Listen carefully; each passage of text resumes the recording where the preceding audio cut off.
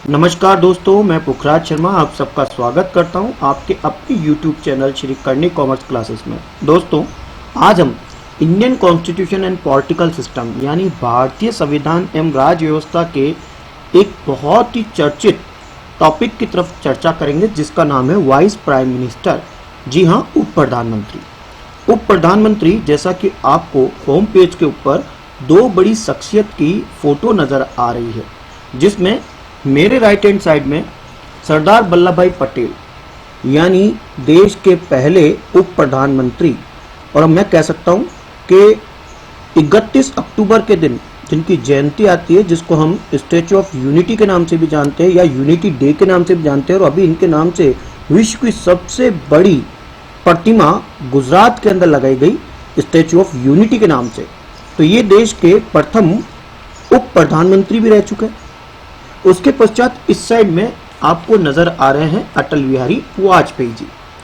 अटल बिहारी वाजपेयी जी देश के ऐसे प्रधानमंत्री भी रह चुके हैं और उप प्रधानमंत्री भी रह चुके हैं जो कि नॉन कांग्रेस पार्टी से थे, और इनका जन्म दिवस हम 25 दिसंबर के दिन सुशासन दिवस के रूप में मनाते हैं। तो चलते हैं दोस्तों, उप प्रधानमंत्री यानी क्या संविधान में, यानी जब इंडियन कॉन्स्टिट्यूशन लिखा गया उस समय क्या वाइस प्राइम मिनिस्टर की पोस्ट कॉन्स्टिट्यूशनल पोस्ट थी या नहीं थी, या ये बाद में जनरेट की गई, और अब तक कितने उप प्रधानमंत्री किस किस प्रधानमंत्री के काल में बने और कब बने, तथा प्रथम और अंतिम उप प्रधानमंत्री कौन बने, और किस व्यक्ति को दो दो बार उप प्रधानमंत्री बनने का सौभाग्य प्राप्त हुआ। तो चलते उप प्रधानमंत्री की तरफ।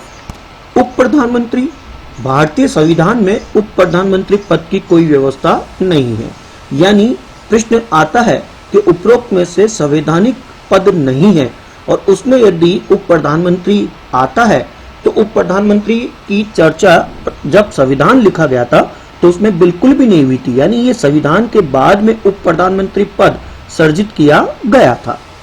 और 15 अगस्त 1947 यानी स्वतंत्रता प्राप्ति से लेकर जो 13वीं लोकसभा हुई थी, तब तक इस पद का 7 बार सर्जन किया जा चुका है।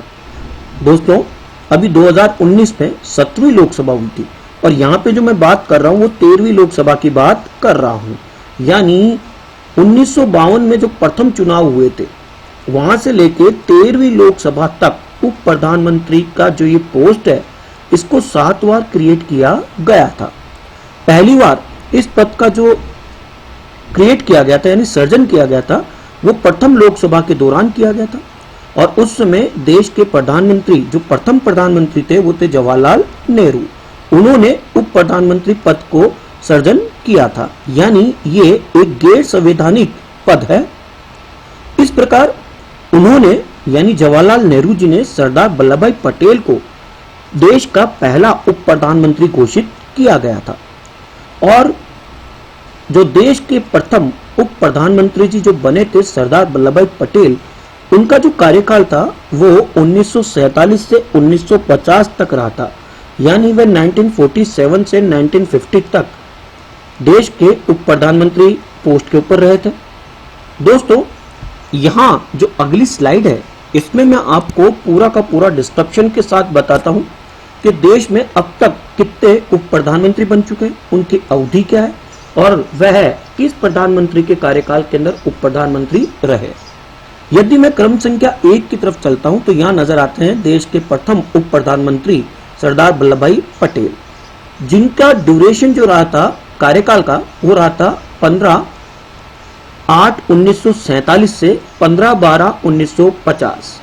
ये 15/8/1947 से 15/12/1950 तक, यानी सर्वाधिक समय तक उप प्रधानमंत्री रहे थे, और इनके समय में प्रधानमंत्री जो थे वो थे देश के प्रथम प्रधानमंत्री जवाहरलाल नेहरू। फिर मोरारजी देसाई, यानी जो उप प्रधानमंत्री सेकंड टाइम बने, यानी जो सेकंड नंबर के बने, वो बने मोरारजी देसाई। और मोरारजी देसाई का कार्यकाल 13/3/1967 से 19/7/1969 तक का रहा, और उस समय इंदिरा गांधी ने मोरारजी देसाई को उप प्रधानमंत्री पद दिया। उसके पश्चात जगजीवन राम देश के तीसरे नंबर के उप प्रधानमंत्री बने, जिनका कार्यकाल 24 जनवरी 1979 से 28/7/1979 तक रहा। इस समय देश में प्रधानमंत्री एक थे यानी मोरारजी देसाई, परंतु उप प्रधानमंत्री दो थे, एक जगजीवन राम और दूसरे चौधरी चरण सिंह। यानी ये भी प्रश्न काफी अच्छा है कि किस प्रधानमंत्री के कार्यकाल में दो उप प्रधानमंत्री रहे, तो वो प्रधानमंत्री का नाम आएगा मोरारजी देसाई, और जो दो उप प्रधानमंत्री इनके कार्यकाल में बने वो बने जगजीवन राम और चौधरी चरण सिंह। और देश के प्रथम जो उप प्रधानमंत्री सरदार वल्लभ भाई पटेल थे वे सर्वाधिक अवधि तक उप प्रधानमंत्री रहे, और किस प्रधानमंत्री के कार्यकाल में, देश के प्रथम प्रधानमंत्री के कार्यकाल में यानी जवाहरलाल नेहरू के कार्यकाल में। उसके पश्चात वाई चौहान देश के अगले उप प्रधानमंत्री बने। इनका जो कार्यकाल था वो 28 जुलाई 1979 से 14 जनवरी 1980 तक का रहा, और उस समय प्रधानमंत्री जो थे वो थे चौधरी चरण सिंह। जी हाँ, चौधरी चरण सिंह, जिनके जन्म को हम किसान दिवस के रूप में मनाते हैं 23 दिसंबर के दिन, और जो एक बार भी पार्लियामेंट नहीं गए थे। फिर अगले जो उप प्रधानमंत्री बने थे वो बने थे चौधरी देवीलाल। चौधरी देवीलाल 2 बार उप प्रधानमंत्री बने थे। ये चौधरी देवीलाल 2 बार जो उप प्रधानमंत्री बने वो एक बार वीपी सिंह प्रधानमंत्री के समय, जिसमें इनका कार्यकाल 2 दिसंबर 1989 से 1/8/1990 तक, और दूसरे बार जब ये उप प्रधानमंत्री बने तो उसमें देश के प्रधानमंत्री थे चंद्रशेखर जी, और उसमें इनका कार्यकाल था 10/11/1990 से 21/6/1991 तक। और देश के अंतिम जो उप प्रधानमंत्री बने वो बने लालकृष्ण आडवाणी जी, जिनका कार्यकाल 29/6/2002 से 22/5/2004 तक रहा, और उस समय देश के जो प्रधानमंत्री थे वो थे अटल बिहारी वाजपेयी। यानी इस टेबल में से जो इंपोर्टेंट प्रश्न जो आपके लग सकते हैं आगामी प्रतियोगी परीक्षा में, वो लग सकते हैं, क्या उप प्रधानमंत्री एक संवैधानिक पद है? आपका आंसर होता है नो। या देश के प्रथम उप प्रधानमंत्री कौन बने? सरदार वल्लभ भाई पटेल। और उस समय देश के प्रधानमंत्री कौन थे? जवाहरलाल नेहरू। सर्वाधिक समय तक उप प्रधानमंत्री की पोस्ट के ऊपर कौन रहे? तो आपका आंसर होता है सरदार वल्लभ भाई पटेल। और अंतिम उप प्रधानमंत्री कौन रहे? लालकृष्ण आडवाणी। उसमें प्रधानमंत्री कौन थे? अटल बिहारी वाजपेयी। और कौन व्यक्ति 2 बार उप प्रधानमंत्री के पद के ऊपर रहा? चौधरी देवीलाल जी। और किस प्रधानमंत्री के कार्यकाल में 2 उप प्रधानमंत्री बनाए गए? तो आपका आंसर होता है मोरारजी देसाई। और जो 2 उप प्रधानमंत्री बने थे वो जगजीवन राम और चौधरी चरण सिंह।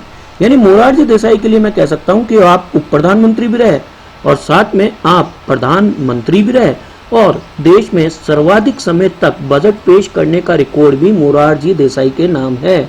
इन्होंने 10 बार सर्वाधिक समय तक अब तक बजट पेश करा है, और ये एक इतिहास बन चुका है अभी तक 2020 तक। तो इस तरह से ये उप प्रधानमंत्री जो एक काफी ही इंटरेस्टिंग टॉपिक था इंडियन पॉलिटिक्स का, वह आपको काफी पसंद आया होगा। आशा करता हूँ ये रोचक जानकारी आपको बहुत अच्छी लगी। अगली बार ऐसे ही रोचक जानकारी के साथ मैं आपके साथ वापस आऊंगा। तब तक के लिए पुखराज शर्मा को इजाजत दीजिएगा। जय हिंद, जय भारत।